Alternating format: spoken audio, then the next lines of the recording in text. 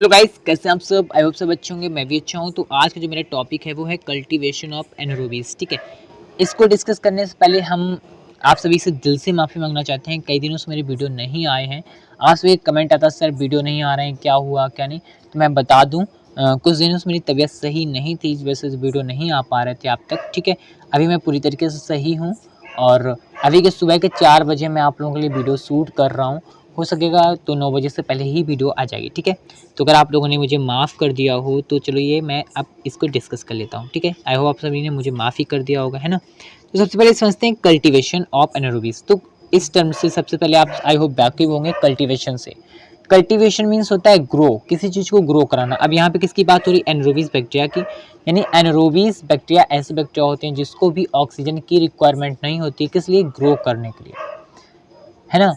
यानी इनको एनारोबिस बैक्टीरिया को ग्रो करने के लिए ऑक्सीजन की रिक्वायरमेंट नहीं होती है। इस तरीके के बैक्टीरिया को हम लोग एनारोबिस बैक्टीरिया बोलते हैं और इनके हम कल्टीवेशन की बात कर रहे हैं। ठीक है, अब इसके कुछ पॉइंट देख लेते हैं। तो इसके जो फर्स्ट पॉइंट है वो है प्रोवाइड इन्वायरमेंट O2 फ्री।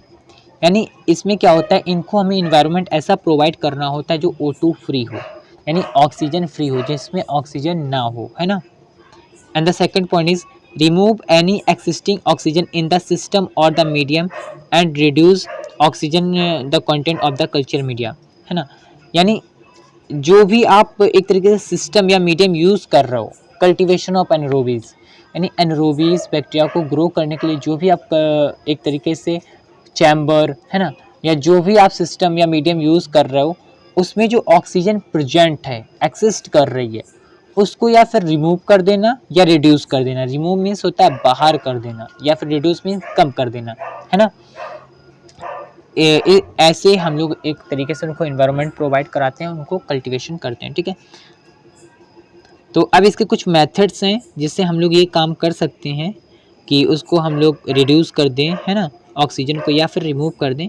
तो देखते हैं, there are various method which are apply for the this term, like reduce the oxygen और रिमूव द ऑक्सीजन। ठीक है, कई सारे मेथड हैं जिससे हम रिड्यूस या रिमूव कर सकते हैं ऑक्सीजन को, लेकिन कुछ स्पेसिफिक मेथड हैं जो ज़्यादा यूज होते हैं, हम उनको सिर्फ डिस्कस करेंगे। तो the first one is candle jar method, the second one is anaerobes jar method, and the third one is anaerobic chamber method, and the fourth one is pre reduce culture media. ठीक है, अब one by one करके इसको हम figure के माध्यम से देखते हैं। ठीक है, तो the first one is culture jar method. Culture jar method के आपको इस टर्म से ही समझ में आ रहा होगा, जार, जार मीन्स एक ग्लास का जार या एक तरीके से कंटेनर, है ना। इस तरीके का, जैसा आप इसमें देख सकते हो, इस तरीके का कंटेनर, है ना। ये जार आप सभी जानते होंगे, पहले के ज़माने में उसमें क्या अचार वगैरह रखा जाता है, अभी भी रखा जाता है, ग्लास का होता है। ठीक है, इस तरीके का एक जार होता था। इसको ये कवर, इसकी जो कैप है, इसको कवर करते थे हम लोग लेड से, है ना, जो कवर करने के लिए यूज़ होती थी, एयर टाइट करने के लिए यूज़ होती थी। ठीक है, ओके। अब इसमें कुछ क्या क्या इसमें रिक्वायरमेंट होती है, एक जार की रिक्वायरमेंट होती है, एक कैंडल की रिक्वायरमेंट होती है ना, और पेप्टिक डिस्क, कई सारी पेप्टिक डिस्क का एक सेट, जैसे सॉलिड मीडिया जिसमें होता है ना, और टेस्ट ट्यूब, टेस्ट ट्यूब इसमें ज़रूरत होती है। इतना ही सारा कुछ होता है, बहुत सिंपल प्रोसेस है, समझ लेते हैं। अब इसमें क्या होता है, इसमें देखिए बेसिकली आप सभी को पता है, इसमें रिमूव करना है, रिड्यूस करना किसको? ऑक्सीजन को, है ना। तो इसमें क्या होता है कि हम लोग कैंडल को जलाने के लिए, आग को जलाने के लिए ऑक्सीजन की इंपॉर्टेंस होती है, यानी उसकी रिक्वायरमेंट होती है ना। तो इसमें क्या है, जैसे ही आप कैंडल को जलाएंगे, है ना, बर्न करेंगे, तो इसमें और इसको एयर टाइट कर देंगे, जो भी ऑक्सीजन प्रेजेंट होगी, है ना, तो उसके थ्रू तो ये एक तरीके से बर्न करेगी, और जैसे ही ऑक्सीजन उसमें ख़त्म हो जाएगी, रिमूव हो जाएगी, रिड्यूस हो जाएगी, तो ये जो जल रही है ना, ये बुझ जाएगी। और इससे आप ऑब्जर्व कर लेंगे कि इसमें क्या नहीं है, इसमें ऑक्सीजन अब नहीं है। ठीक है, ये ग्लास का होगा तो आपको विजुअल होगा। और ये मेथड शायद आप लोगों ने अपने छोटी क्लासों में पढ़ा होगा कि 2 कैंडल होती थी, एक कैंडल को हम दोनों को हम जला देते थे, एक को हम ग्लास जो कि ग्लास का ही बना होता था, ठीक है, उसे हम ढक देते थे। तो कुछ देर बाद हम देखते थे कि वो जो कैंडल है वो बुझ जाती थी। ऐसा होता था ना, वो इसी वजह से कि जो भी ऑक्सीजन उसमें प्रेजेंट होती थी तब तक तो वो बर्न करती थी, जैसे ऑक्सीजन ख़त्म हो जाती थी तो वो क्या कर जाती थी, बुझ जाती थी। ठीक है, तो वही मेथड यहाँ यूज़ हो रहा है सिंपली। ठीक है, तो ये बेसिकली जो यूज होता है मोस्टली वो इस तरीके के बैक्टीरिया के लिए यूज़ होता है। एंड गोनोरिया, ठीक है, इस तरीके के बैक्टीरिया के लिए मोस्टली यूज होता है, ठीक है। This method mainly use for the and gonorrhoea, ठीक है। अब इसका सेकंड देख लेते हैं। तो second method is that, second method anaerobic jar method, और ये क्या कहलाता है, McIntosh and Fildes jar method, ठीक है। ये ठीक उसी तरीके से कुछ है ना, थोड़ा सा इसको मॉडिफाई कर दिया गया। इसमें भी एक जार है, ठीक है, इसको मॉडिफाई कर दिया गया। ये देखिए इसमें क्या है, इसमें आपका इसको और टाइट कर दिया गया है ना, सीक्रस इसमें लगा दिया गया है, ठीक है, जो एक तरीके से एयर को एयर रिमूव्स के लिए होता है बेसिकली।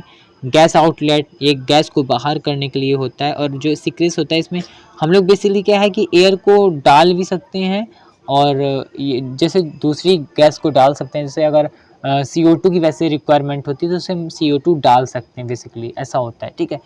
CO2 की रिक्वायरमेंट होती है बैक्टीरिया के ग्रो में, ऑक्सीजन की नहीं होती है। तो हम लोग क्या इसमें करते हैं कि जो गैस आउटलेट है, यानी इससे हम लोग ऑक्सीजन को बाहर कर देते हैं, और CO2 कभी कभी अगर रिक्वायरमेंट होती है तो वो डाल देते हैं, ठीक है। और यहाँ पे एक ये देखिए, इस यहाँ पे ये जो है ये कैटलिस्ट लगा हुआ है, जिसे हम लोग पैलेडियम का कैटलिस्ट है, ठीक है। हाँ, इसकी रिक्वायरमेंट सबसे पहले देख लेते हैं। और एक गैस पैक है, ये देखिए गैस पैक, जो कि क्या कर रहा है, CO2 को प्रोवाइड कर रहा है, ठीक है। जब गैस पैक नहीं हम लोग यूज़ करते तब यहाँ से हम लोग CO2 डालते भी हैं, ठीक है। और क्या है, ये देखिए इंडिकेटर क्या होता है, ये मेथिलीन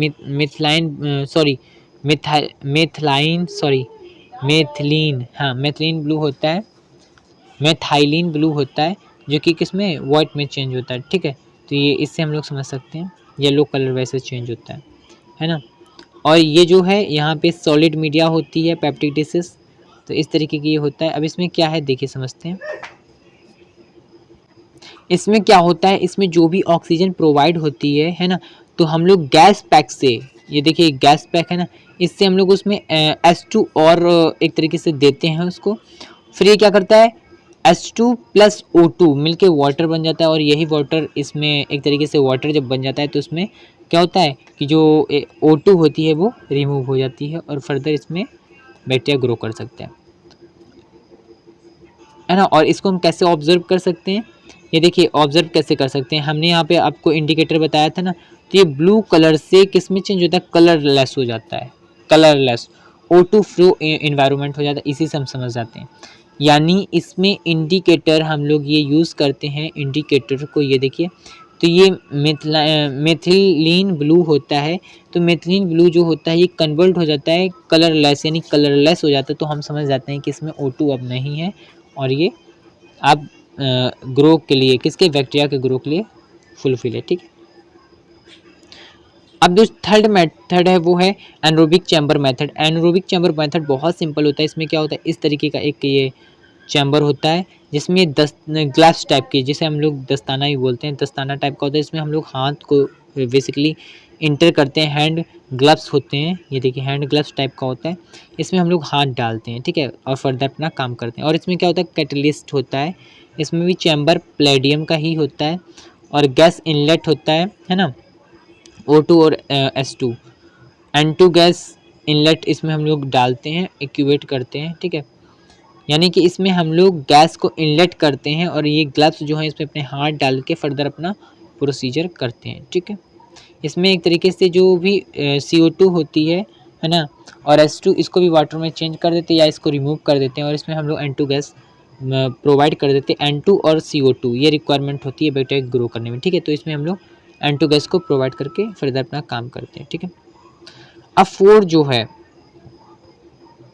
4 है वो है pre reduce culture media. Pre reduce के मतलब से ही आप समझ रहे हो रहे हैं, प्री रिड्यूस यानी रिड्यूस मीन्स कम करना, यानी हम लोग यहाँ पे O2 को कम कर रहे हैं। कैसे देखो, pre reduce mean to say that this already O2 free method. इसमें क्या है, रिड्यूस कर दोगे तो ऑलरेडी O2 फ्री हो जाएगा, है ना। ऑक्सीजन तो आपने रिड्यूस कर दी, तो ये क्या O2 फ्री हो गया, तो ये ऑलरेडी O2 फ्री होता है ना। And this method is free O2, so it help to the grow and the development of the anaerobes bacteria, है ना। तो इसमें क्या होता है, एक तरीके से पहले से ही इसको रिड्यूस कर देते हो। कैसे, सोडियम थायोग्लाइकोलेट, सोडियम थायोग्लाइकोलेट का इसमें आप यूज़ करते हो। सोडियम थायोग्लाइकोलेट रिड्यूसिंग एजेंट होता है जो कि रिड्यूस कर देता है किसको, O2 को, ऑक्सीजन को, ठीक है। और ये ऑलरेडी आपका O2 फ्री हो जाता है, ठीक है। रिड्यूसिंग एजेंट की तरह देखो हम यहाँ यूज करते हैं। Absorbing agent 0.1% sodium thioglycolate 0.1% and crystalline 0.1%। ये है, इन सब का हम लोग यहाँ यूज करते हैं जो रिड्यूसिंग एजेंट का काम करते हैं। और इसके बाद इसको हम लोग एक्यूवेट कर देते हैं, ठीक है। तो अगर आपको ये वीडियो पसंद आए तो प्लीज़ मेरे चैनल को सब्सक्राइब करिए, मेरे वीडियो को लाइक करिए। ऐसी वीडियो देखने तक के लिए मेरे चैनल तक बने रहिए। Thanks for watching this video. अगर आपने और भी इसके वीडियो देखने हैं, प्रीवियस लेक्चर देखने हैं, तो प्लीज़ प्ले लिस्ट में जाइए, मैंने डिस्क्रिप्शन बॉक्स में इसकी लिंक दे रखी है। Thanks for watching this video.